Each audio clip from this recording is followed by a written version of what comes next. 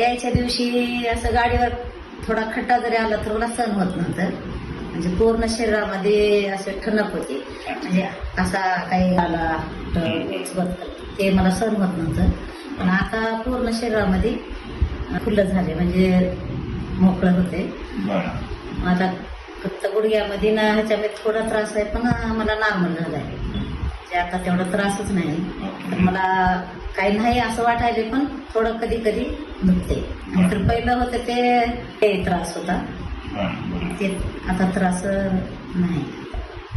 सहन होत नव्हता. सहन म्हणजे जिंदगी संपायच्या मार्गाला आल्यासारखं झालं.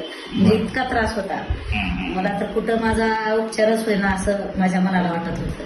पण हा थोडं हिंमत वाटते. आता झालं, मला नवीन जिंदगी आल्या की असं वाटते ना.